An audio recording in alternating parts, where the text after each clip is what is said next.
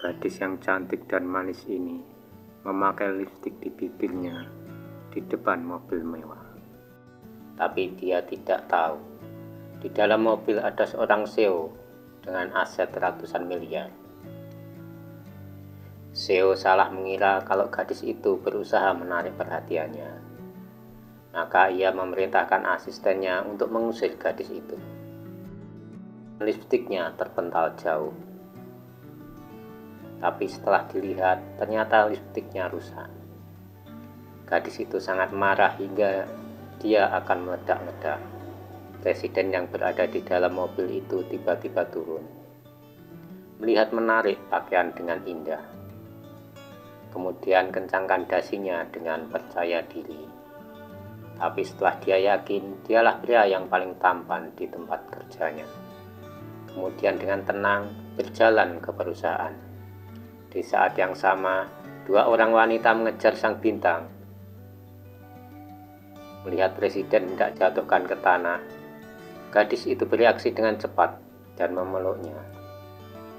Asisten di samping tercengang saat melihat kejadian itu. Karena dalam kesannya, CEO tidak akan membiarkan wanita manapun menyentuh tubuhnya. "Tinggalkan aku." Gadis itu berpikir bahwa tidak peduli seberapa baik atau buruknya dia akan menolongnya. Apapun yang terjadi, saya harus mengucapkan terima kasih. Tanpa diduga, dia menatapku dengan ekspresi acuh tak acuh. Lalu dia berbalik dan pergi. Semakin banyak gadis itu berpikir, semakin marah dia jadinya. Tiba-tiba merasa seperti ditarik kembali oleh sesuatu. Ketika saya menundukkan kepala, saya menyadari sweater saya telah robek. Dia penasaran. Ketika saya berbalik, saya menyadari bahwa pria menyebalkan itulah yang baru saja melakukannya. Saya pikir presiden akan meminta maaf atas tindakannya. Tanpa diduga, dia pergi seolah-olah tidak terjadi apa-apa. "Berhenti!" Saya sangat tidak beruntung dalam 8 kehidupan. Bertemu orang seperti itu, para gadis juga tidak menyukainya. Langsung kejar dia dan minta maaf. "Apakah tanganmu tidak bagus? Matamu juga bisa melihat? Kaitkan bajuku. Kamu menarik perhatianku dengan cara ini. Sangat tidak berkelas. Saya menarik perhatiannya.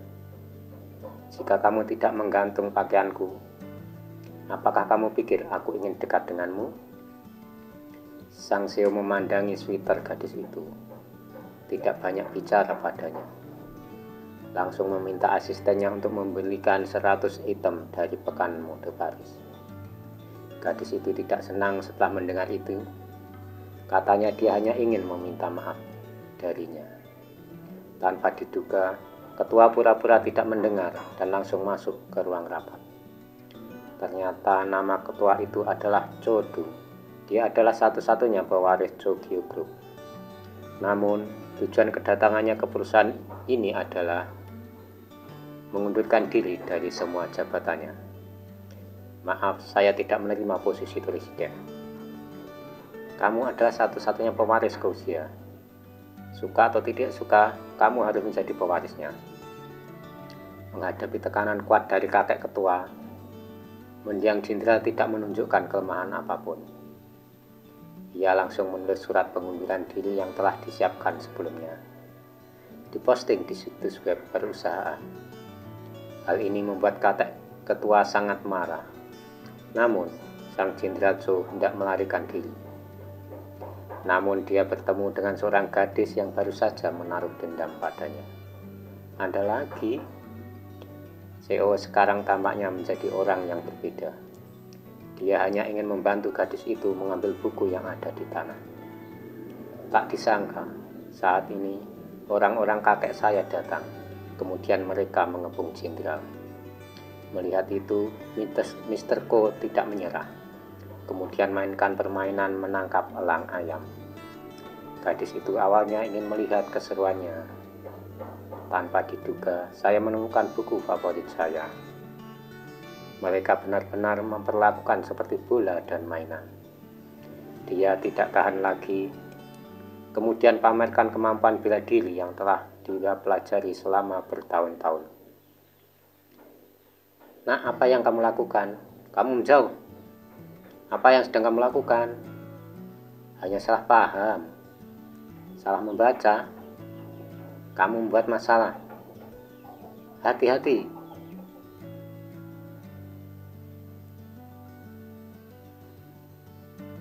Memang benar, orang tidak bisa dinilai dari penampilannya. Air laut tidak bisa diukur. Siapa sangka itu akan memakan waktu kurang dari 1 menit. Semua orang terjatuh ke tanah. Direktur, hati-hatilah dengan hidungmu. Itu berdarah. Mendengar ada yang berdarah, gadis itu langsung menoleh ke belakang. Tidak menyangka detik berikutnya, matanya menjadi gelap dan dia pingsan. Ternyata dia pingsan. Ia pingsan. Bawa dia ke rumah sakit. Setelah membawa gadis itu ke rumah sakit, jenderal tersebut diberitahu oleh dokter bahwa dia baru saja pingsan. Tidak ada yang serius. Setelah itu, Jenderal Cho dengan baik hati menutupi gadis itu dengan selimut. Tanpa diduga, gadis itu telah bangun. Dia salah mengira Jenderal Cho selalu ingin menyentuhnya. Mesum. Lihatlah reaksi gadis itu sekarang. Presiden Cho benar-benar tidak tahu harus tertawa atau menangis. Setelah kembali dari rumah sakit, Presiden Cho merasa telah menemukan penyelamatnya. Dia memutuskan untuk membiarkan gadis itu menjadi pegawai pribadinya untuk menangani orang-orang yang diutus oleh kakek. Investigasi selama 2 hari ke depan. Baiklah Tuan Cho. Setelah beberapa penyelidikan, Jenderal Cho mengetahui nama gadis itu adalah To Tintin. Dia adalah generasi ke-18 keturunan Tokyo-jo. Kemudian dia menyiapkan hadiah yang murah hati dan datang secara pribadi. Setelah orang tuanya mengetahui Tuan Jenderal Cho, mereka dengan senang hati menyetujuinya. Gaji dan tunjangannya pasti sepadan dengan usaha putri mereka.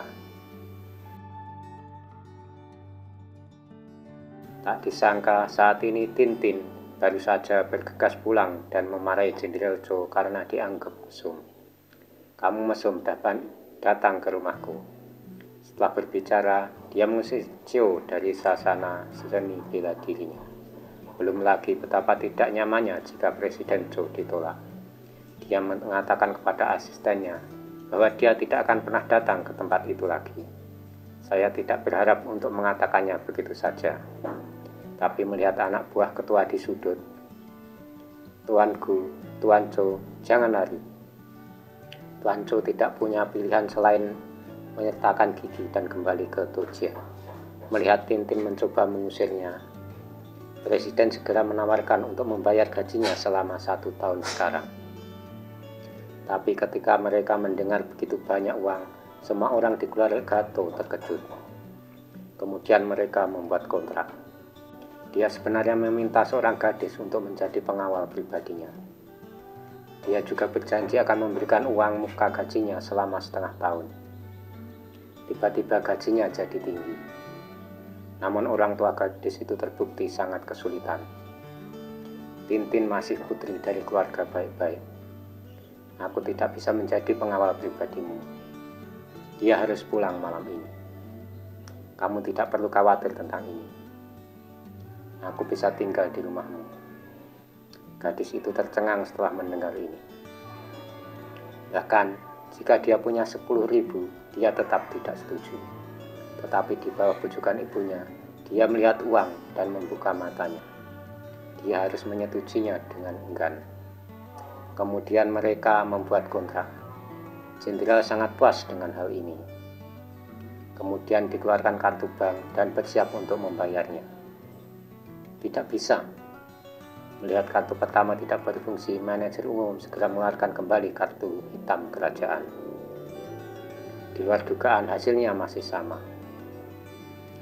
Bagaimana tidak? Tidak ada uang tapi tetap pamer. Itu memberiku peringatan palsu. Apa yang sebenarnya terjadi? Ternyata Sang Joe tidak ingin mewarisi perusahaan kakeknya yang bernilai miliaran dolar. Memilih kabur dari rumah. Tanpa diduga, kakeknya mengirim banyak orang kemana-mana untuk mencarinya. Jenderal sangat kecewa dengan masalah ini. Baru hari ini, Tanmu menyebutkan keterampilan seni bela diri Totin yang tinggi dari keluarga Vokan.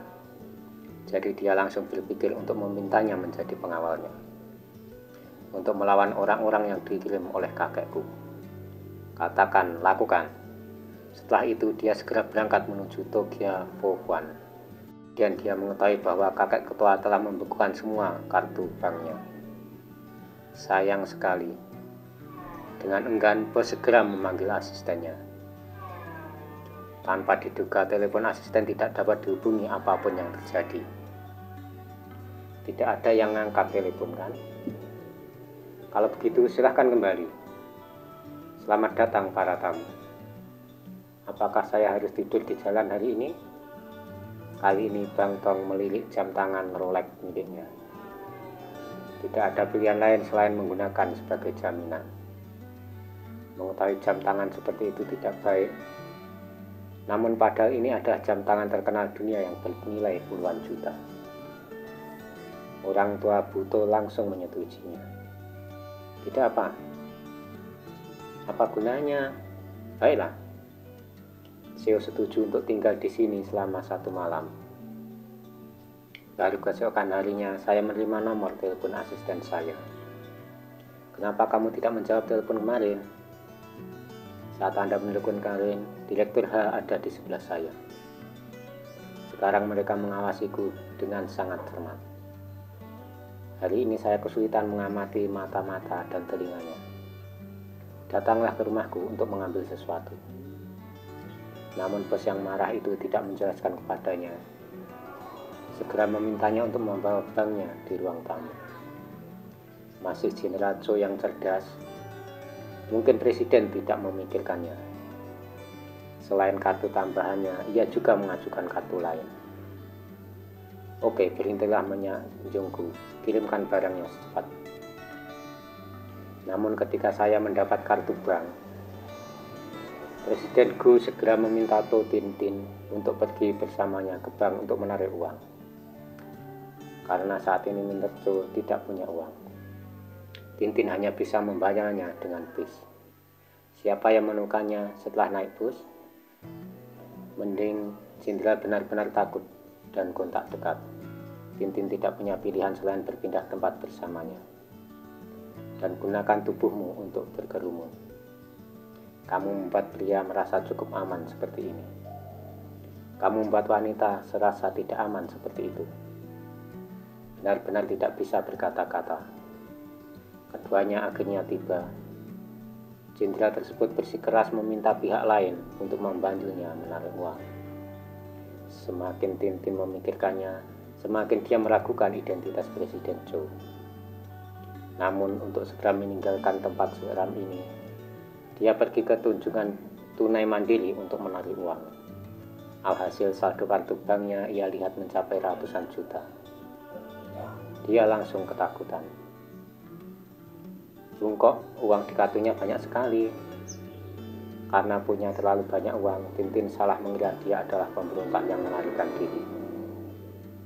Dia memutuskan untuk menangkapnya dan membawanya ke pengadilan. Lalu di perjalanan di belakang Joe lalu pukul dia sekali. Apa yang sedang kamu lakukan? Tanpa diduga dia pingsan saat melihat darah presiden.